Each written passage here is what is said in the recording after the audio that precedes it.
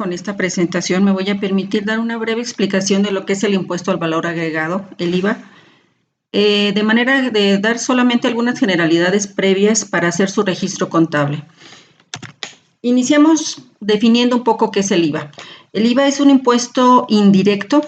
Eso quiere decir que el fisco requiere de un intermediario entre quien desembolsa el dinero y quien lo entrega efectivamente al fisco. Todos en general somos contribuyentes del IVA, desde el niño que compra un juguete con sus ahorros hasta el asalariado, el empresario, el informal. Todos somos consumidores de mayor o menor medida de cualquier producto. Esto al fisco le ha permitido tener una recaudación mayor sin depender de la contabilidad que tienen que hacer los empresarios para un impuesto sobre la renta o de la formalidad o informalidad de ciertas actividades. El impuesto al valor agregado grava al consumo. Esto significa que quien compra o paga un producto o servicio está contribuyendo al impuesto al valor agregado de manera voluntaria o involuntaria. Se trata de un impuesto mensual. El fisco recibe mes con mes el dinero correspondiente a esos impuestos. También le permite un flujo de efectivo mucho más dinámico y mejor. De hecho, en la mayoría de los países se está haciendo mayor la recaudación en los presupuestos, en los impuestos al consumo, porque no hay mucha posibilidad de que un comerciante decida en qué ventas sí facturar el IVA y en cuáles no. La verdad es que es más difícil la evasión del impuesto en este caso, porque el cliente ve una etiqueta con el IVA incluido y no se para a pensar, no se detiene demasiado a preguntarse cuánto de ese precio era impuesto y cuánto de ese precio era lo que para cubrir costos, gastos y la utilidad deseada de un comerciante era planteado desde el inicio. De modo entonces que los impuestos indirectos y al consumo se han vuelto una manera de recaudar muy ágil para el fisco y seguramente tendrá una aplicación a través de nuestra historia mucho mayor. De ahí entonces que contablemente esto nos está haciendo que tengamos la necesidad de registrar las operaciones porque la ley nos lo obliga así por separado. ¿Cuánto pagamos por el precio de un producto y cuánto se está pagando de impuesto en esa misma operación? Hay 4 obligados por la ley del impuesto al valor agregado para hacer el entero de este impuesto. Son esos intermediarios de los que hablábamos para el pago del impuesto. Quien realice enajenación de bienes, es decir, cualquier persona que realice una actividad empresarial, que haga ventas, un comerciante, un industrial, una persona dedicada a el comercio que realice compra y venta de productos, estará obligado al pago del impuesto al valor agregado. Quien realice prestación de servicios, y aquí hablamos de profesionistas y de oficios, no es requisito tener un título universitario. Cuando hablamos de prestación de servicios, de todo el que trabaje bajo el esquema de independiente, que no sea asalariado y que cobre por el servicio prestado. Igual está obligado al pago de este impuesto quien otorgue el uso o goce temporal de bienes, un arrendador, quien renta casas, edificios, locales, quien renta maquinaria, autos, herramientas. El uso o goce temporal de bienes es el arrendamiento. Ya hablaremos de algunos casos de excepción, pero en general el arrendamiento también causa el impuesto al valor agregado. Y la importación de bienes o servicios, esto se hace a través de las aduanas. El agente aduanero se convierte en el intermediario. Alguna persona que ha viajado al extranjero e importa productos, más aún cuando esa importación tiene la finalidad de comercializarlos al interior del país, pues también estará obligado al pago del impuesto al valor agregado. Ese requiere un estudio muy particular porque en la aduana, el agente aduanal hará la consideración de si ya se pagó una parte del impuesto al valor agregado en el otro país, pues hará ciertas compensaciones y pagaremos acá solamente la diferencia. Pero en términos generales, 4 figuras son los obligados. Quien venda productos, quien preste servicios, quien rente bienes muebles o inmuebles y quien realice la importación de bienes, sobre todo pensando en su transformación o venta aquí al interior del país. Hay otros conceptos en materia fiscal que son el objeto, la base y la tasa, además de los sujetos. Son los 4 elementos que componen todo impuesto. Para completar esta idea, entonces, el objeto materia del impuesto al valor agregado, en este caso, es la realización de cualquiera de esas 4 actividades que mencionamos: la venta de productos, la prestación de servicios, el arrendamiento y la importación. Cualquier persona que se coloque en el supuesto de la realización de cualquiera de estas actividades estará obligada al pago del impuesto al valor agregado. La base para el cálculo será el objeto. La base será el precio pactado entre el prestador de servicio, el que compra y vende. El precio de la contraprestación será la base para el cálculo de la tasa. En este caso tenemos una tasa general del 16%, pero a raíz del nacimiento de este nuevo gobierno se planteó en zona fronteriza un 8%. Habría que situarnos, si tenemos esa necesidad, hasta dónde está marcada fiscalmente esa zona fronteriza y qué estados son los que están manejando la tasa del 8%. En términos más específicos, existe una tasa 0%. La mayoría de los productos procesados, los productos y servicios, actividades agrícolas, por citar algunos ejemplos, están en tasa 0%. Ya veremos un poquito más adelante que eso tiene un efecto. Para el consumidor sería igual que las actividades exentas, como los alimentos no procesados, los servicios médicos, las medicinas, las colegiaturas de estudios con registro de validez oficial y los libros, por poner algunos ejemplos de actividades exentas. Estas son actividades que el gobierno quiere privilegiar y que no pagan impuesto al valor agregado. Decíamos, el consumidor finalmente no desembolsa dinero ni en la tasa cero ni en los exentos, pero por materia de leyes impositivas sí tienen una diferenciación a la hora del registro y del cálculo. El que está en tasa cero sí es un obligado a llevar el registro contable por separado del IVA, aunque no reciba IVA de sus clientes, sí es una entidad que puede pagar IVA en servicios o en algunos consumos que él mismo haga, y vamos a ver que ese sí puede ser una causal para que sí se calcule el impuesto y en su caso, pues que resulten saldos a favor que el fisco tendría obligación de devolver. Y quienes están exentos, como un doctor, por ejemplo, una escuela, no tienen la obligación de llevar ningún registro por separado. Es el único caso en que el impuesto pagado se convierte en parte del precio del producto que se adquirió, del servicio que se está pagando, y la deducción se hace directamente al impuesto sobre la renta y no se separa para el impuesto al valor agregado. Ya veremos un poco de esto un poco más adelante. Cuando hablamos del concepto traslado del impuesto, la misma ley tiene como obligados a las 4 figuras que ya mencionábamos, y son los obligados a llevar todas las obligaciones formales y de pago que implica aplicar la ley, pero le está dando en la propia ley la posibilidad de trasladar el monto del impuesto a sus clientes, es decir, le está permitiendo sumarlo al precio que él ya ha decidido como contraprestación del producto, del servicio que está prestando, para que al final etiquete y cobre al consumidor el precio incluyendo el IVA. Por poner un ejemplo muy simple, pensemos en un artículo de 1,000 pesos. Si multiplicamos eso por el 16% del IVA, en una tasa general nos daría 160 pesos. El precio final que el comerciante puede poner al producto es 1,160. Eso significa que está trasladando el valor del IVA al consumidor final. Quien desembolsa el dinero es el consumidor final y el comerciante se convierte en un recaudador que temporalmente manejará y administrará esos 160 pesos para al final, después de un cálculo, entregárselos al fisco. Se convierte en un pasivo, es dinero que no es propio de la entidad y que tendrá que devolvérselo al mes siguiente al fisco. Esa es la tarea de obligación que tiene el comerciante, el arrendador, el prestador de servicios, como decíamos.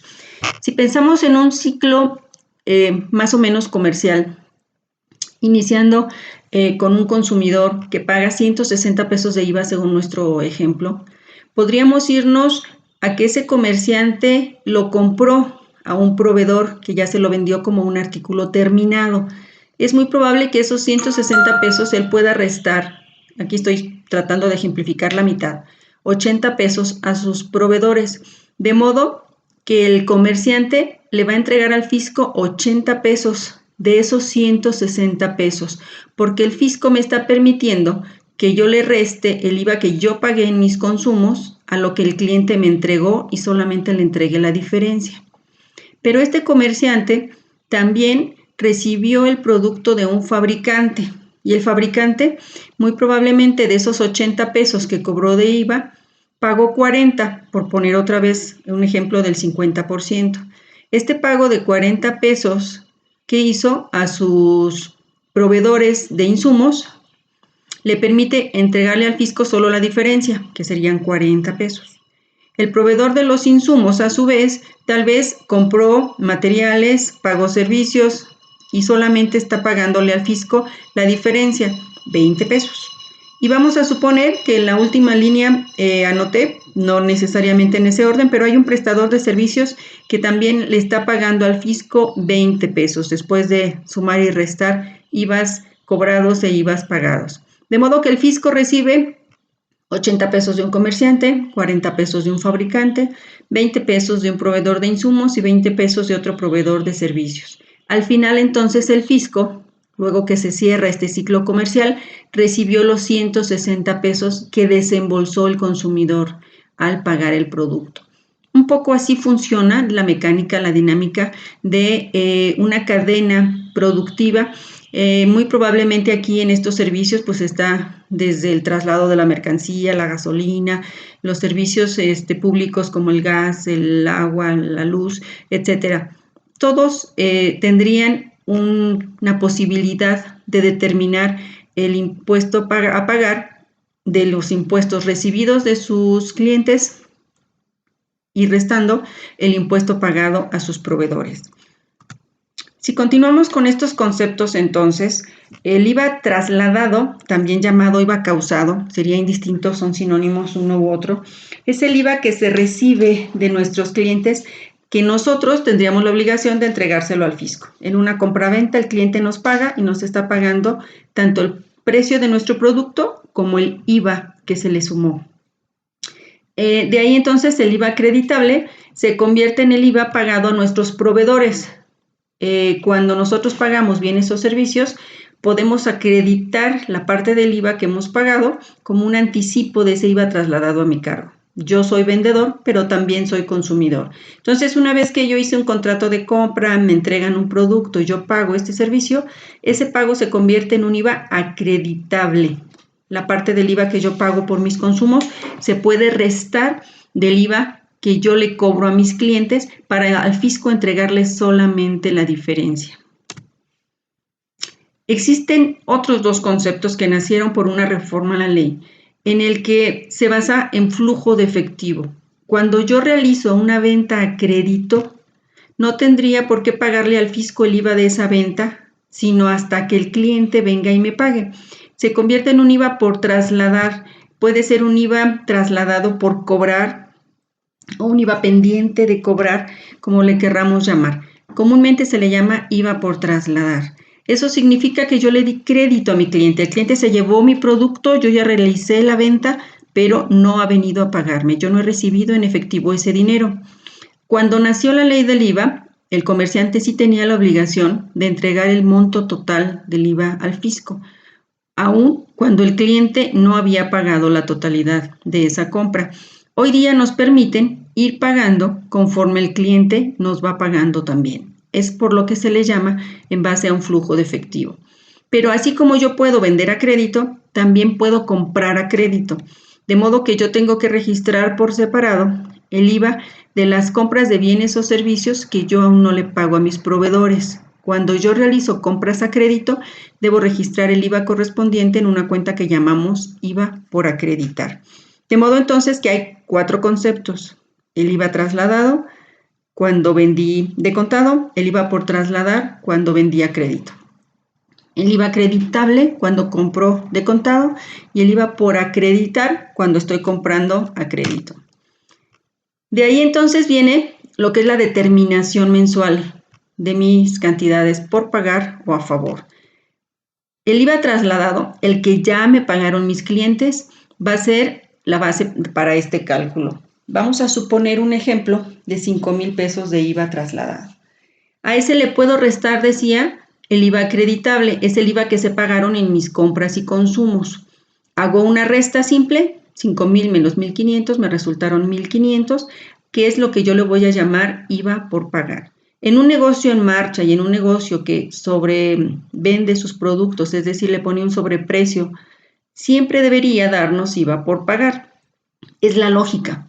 Pero vamos a suponer que en un determinado periodo yo hice pagos por compras mayores que los pagos por venta que me hicieron mis clientes, ya sea porque vendí a crédito o ya sea porque yo me estoy preparando en mis inventarios, comprando en volúmenes mayores a mis ventas meses previos a que yo realizo las ventas, como puede pasar en una juguetería que está surtiendo sus productos desde octubre, noviembre, porque las mayores ventas las va a realizar en diciembre y en enero.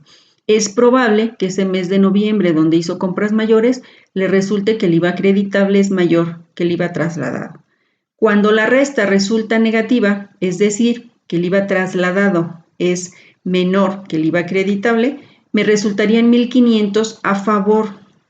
En empresas que son un negocio en marcha, suponiendo esa juguetería, que sabe que en enero les va a resultar a pagar esta misma cantidad y tal vez un excedente, pues lo dejamos para acreditarlo al mes siguiente, así le llamamos, acreditar un saldo a favor.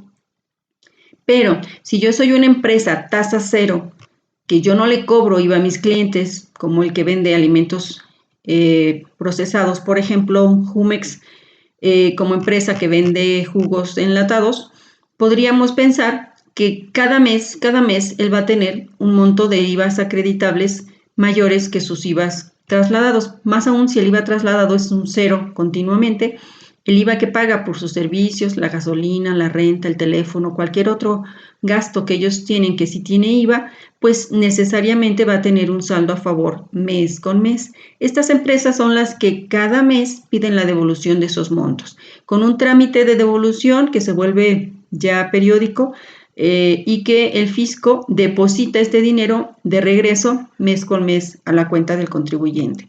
Pero los comercios que saben que esto se va a convertir en un IVA por pagar en un mes siguiente, pues la verdad es que conviene dejarlo para que se acredite con el pago siguiente. Pero entonces mi cálculo es así de simple. El IVA trasladado menos el IVA acreditable y me puede dar dos resultados. Un IVA por pagar, que yo tendré que pagarle al fisco en mi declaración de impuestos mensual, o un IVA a favor, que significa que yo tengo una cantidad que podré acreditar o restar en el mes siguiente o que podré solicitarle la devolución al fisco y me va a depositar a mi cuenta de regreso. Hasta aquí los conceptos teóricos necesarios para hacer el registro de operaciones. Vamos a ver varios ejemplos a reserva de que sirvan de antesala para un caso práctico completo. Vamos a suponer una venta de contado. El empresario vende un producto de 1,000 pesos más 160 pesos de IVA, recibe en total 1,160 pesos. Recuerden, la etiqueta de nuestros productos por ley del Profeco en México debe de incluir el IVA. La etiqueta decía 1,160 es lo que el cliente me deposita al banco o que yo deposito una vez que el cliente me pagó en efectivo en mi caja. Voy a sumar a bancos con un cargo. La cuenta de ventas, que es de naturaleza acreedora porque me genera ingresos, ganancias, ¿recuerdan? Se abona con 1,000 pesos, que es el valor del producto, lo que el comerciante le puso de precio a su producto. Y el IVA trasladado lo tengo que registrar por separado. Esto es obligación de ley de IVA para todos los registros contables. El impuesto debe plasmarse por separado. Si esta operación fuese a crédito, los mismos montos, el cargo no es a banco, sino a clientes. Yo no tengo un registro de incremento en mi saldo de banco, sino una cuenta por cobrar. Le llamo clientes porque he vendido el producto que es mi giro principal. Otra vez, 1,160 el monto que el cliente, una vez que venza su plazo, tendrá que pagarme. Y yo registro las ventas de 1,000 pesos con un abono y en lugar del IVA trasladado uso una cuenta que le estoy llamando IVA por trasladar. Esta cuenta no va a jugar en el cálculo del impuesto, sino hasta que el cliente venga y me pague. De modo que el contribuyente está entregando el IVA solo de lo que ya le entregaron y depositó a su cuenta de banco sus clientes. Esta es la diferencia y la importancia de registrar estas dos cuentas por separado. Son cuentas de pasivo que se registran en el pasivo de corto plazo. Ya decíamos que es un impuesto mensual. Entonces eso nos convierte en una deuda de corto plazo, el IVA que yo recibo para entregárselo más adelante al fisco. Ejemplifico también una compra. Sería la misma suerte de un gasto, pero vamos a verlo con una compra. Si yo compro de contado, cargo a compras 1,000 pesos, cargo a IVA acreditable, yo ya lo pagué, 160 pesos, y el abono a bancos por los 1,160 pesos, que es el total. Yo me vi obligado a entregar el total de lo etiquetado y se me hace la separación de cuánto era el costo unitario de mi producto y de cuánto estoy pagando de IVA. Si la compra fuese a crédito, cargo a compras también, pero uso IVA por acreditar en lugar de IVA acreditable y el abono a proveedores por el total. Cuando yo haga el cálculo de mi próximo pago de IVA, este IVA acreditable es el único que puedo restar. El IVA por acreditar no jugará en el cálculo y quedará ahí hasta que yo le pague a mi proveedor y este IVA por acreditar se convierta en IVA acreditable. Si fuese un gasto, pues la única diferencia sería que cargaría el gasto correspondiente. Gastos de venta, gastos de administración, gasto financiero, otros gastos. Cualquiera que fuera el concepto, sería el cargo, el IVA acreditable jugaría la misma suerte y mi abono a bancos o acreedores, en su caso, si fuese a crédito. Esto me obliga a yo llevar un registro de mi cobro a clientes y en su caso de mi pago a proveedores. Con un ejemplo muy simple también, voy a suponer que le cobro a mis clientes esos 1,160 pesos que me debían. En estos casos tengo que hacer dos registros. Uno por el cobro a cliente, por el dinero recibido, cargando a bancos 1,160 y abonando a clientes los 1,160 para que esta cuenta quede saldada en ceros. Y aparte, como un movimiento adicional, hago un ajuste al IVA por trasladar. Significa que debo disminuir la cuenta de IVA por trasladar y que debo de aumentar la cuenta de IVA trasladado. Si ustedes recordarán, hablábamos de que se trata de una cuenta de pasivo. Disminuye con un cargo y aumenta con un abono. Una vez que yo ya cobré estos 160 pesos de IVA, debo entonces incrementarlo a mi cuenta de IVA trasladado para que sí se incluya en el próximo cálculo y disminuyo la cuenta de IVA por trasladar. Es como cambiarlo de cajón, cambiarlo de estantería. Deja de ser IVA por trasladar y se ha convertido en IVA trasladado en el momento en que el cliente viene y me paga el monto correspondiente del IVA. Pasa algo muy similar cuando se trata de un pago a proveedores. Por el dinero que yo entrego, si seguimos con los mismos montos, cargo a proveedores para disminuir el adeudo en su totalidad y abono a bancos. Debo entregar este dinero en su totalidad, que incluye el precio de mis productos más su impuesto. Y debo hacer también un movimiento adicional de ajuste al IVA por acreditar. Este IVA se convierte en IVA acreditable y deja de ser IVA por acreditar. Ya lo pagué, ya me va a permitir el fisco que yo lo reste a mis IVAs trasladados en mi siguiente cálculo. De modo que siendo cuentas de activo, que aparecerán como cuenta por cobrar en el activo de corto plazo, activo circulante, voy a cargar al IVA acreditable para aumentarlo y voy a abonar al IVA por acreditar para disminuirlo. Cuando se hace un pago a proveedor o se hace un cobro a clientes, necesariamente deberé hacer estos dos movimientos para ajustar las cuentas de IVA correspondientes. De modo entonces que si yo no conozco al momento de pagar cuánto estaba por separado, yo podría necesitar hacer un desglose. Si solo conozco el precio final del producto, como pasa cuando compramos un producto que solo conocemos el total de la etiqueta, se requiere entonces desglosar el IVA. Y eso viene a darnos un último concepto que vamos a repasar, que se trata cómo separar de un monto lo que era precio inicial y su IVA. Si yo solo conozco en la etiqueta el precio de 1,160, que es el que hemos venido usando en el ejemplo, sería incorrecto que yo a este monto le multiplique por 16%, me daría una cantidad errónea. ¿Por qué? Pues porque la base del cálculo del 16% fueron 1,000 y los 160 es la multiplicación de 16% sobre 1,000. Si el 16% se aplica sobre 1,160, nos va a dar un dato erróneo. El cálculo se hace entonces dividiendo entre 1.16.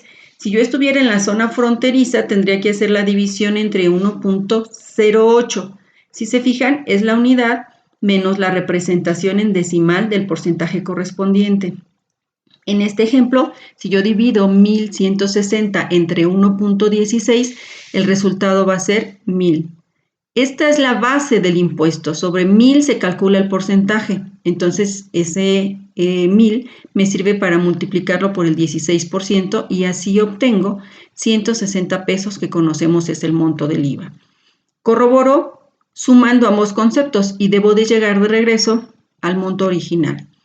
Para ver la complejidad de esto, vamos a ver sobre un ejemplo con una cifra cerrada como es 5,000 pesos. Al dividirlo entre 1.16 me resulta 4,310.34 si uso los centavos. Por obligación fiscal debo usar los centavos. Y se multiplica por el 16% una vez que ya conozco la base, es decir, el 16% se aplica sobre 4,310.34. En este caso en particular el resultado fue 689.65 y otros decimales. Se redondea. Puse 66 para que al sumarlo por 0.34 y corroborar la cifra, sume exactamente 5,000. Si yo dejara 65 aquí, me va a sumar 4,999.99. Que no sé si ustedes lo han observado, muchos que facturan les queda esa décima de diferencia, esa centésima, perdón, de diferencia, que debe ser el máximo error, una centésima. Si me da 4,999.99, pues lo puedo dejar así. Normalmente el cliente no se va a enojar porque le facture una centésima menos. Y los sistemas electrónicos de las cajas registradoras y de facturación casi nunca permiten el ajuste. Pero si yo puedo hacer el ajuste, entonces convendría poner 0.66 para que la cifra cierre exactamente a los 5,000. Hasta aquí más o menos los conceptos generales que vamos a estar usando para el registro de operaciones del IVA y poderlos aplicar en un caso práctico completo, que es el que vamos a ver enseguida. Hasta aquí mi presentación, espero haya sido de utilidad.